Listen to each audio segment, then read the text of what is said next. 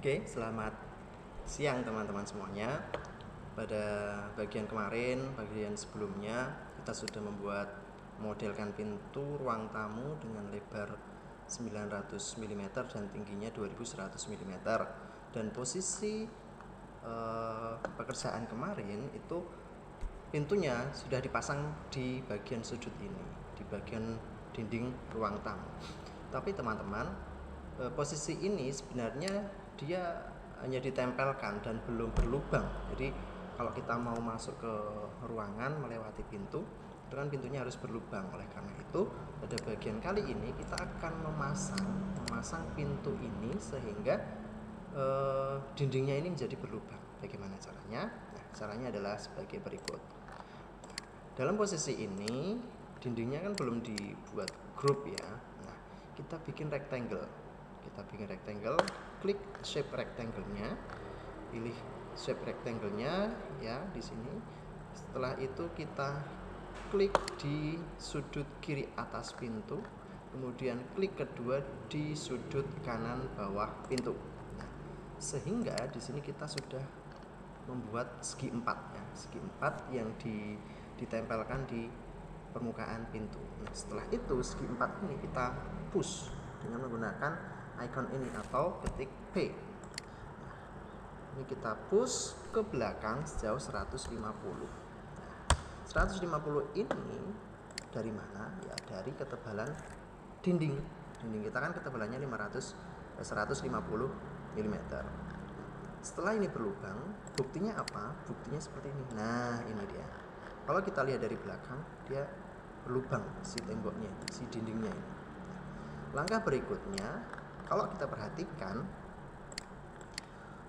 dari sisi luar, ini dinding dan pintu itu kan dia rata ini. Di bagian ini kan rata. Sedangkan kalau kita lihat di bagian belakang atau dari dalam, dia tidak rata. Jadi si pintu itu menonjol ke depan. Kenapa terjadi demikian? Karena dinding tebalnya 150 mm, sedangkan pintu yang kita buat kusennya itu tebalnya adalah 120 mm, sehingga ada selisih 30 mm. Nah, agar terpasang dengan rapi, ini dari depan rata, di belakang itu ada takian, ada sponeng 30 mm. Nah, agar rapi maka pintu ini kita pindah, kita dorong ke dalam sejauh separohnya 30. Berapa itu? Ya, 15 mm. Jadi ini kita move ya. Kita move ke belakang. Nah, di sini kita ada garis warna hijau ya. Kita ke belakang, kemudian kita ketik 15. Ini artinya adalah si pintu itu kita geser ke belakang 15 mm, karena unit yang kita gunakan adalah milimeter. Nah, yang terjadi apa? Yang terjadi adalah kalau kita perhatikan secara detail di sini, maka dari permukaan dinding mau ke permukaan kusen pintu ini ada sponeng. Ada sponeng. Jaraknya berapa? 115. Kalau kita ukur pakai ini tape measure, kita klik, nah dia muncul 15 mm. Nah, kita lihat lagi bagian belakang. Kita lihat bagian belakang, kita ukur berapa? Ini kita lihat.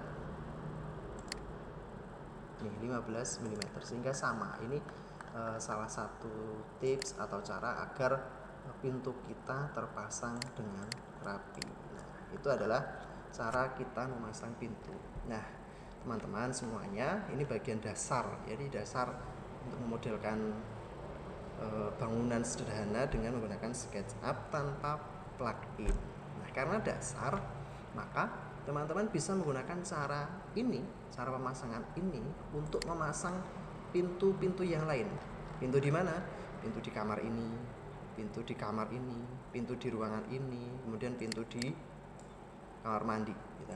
Juga bisa digunakan logika berpikirnya untuk memasang jendela gitu kan, jendela maupun roster di atasnya.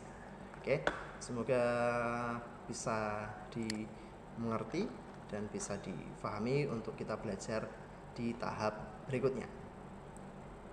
Selamat belajar.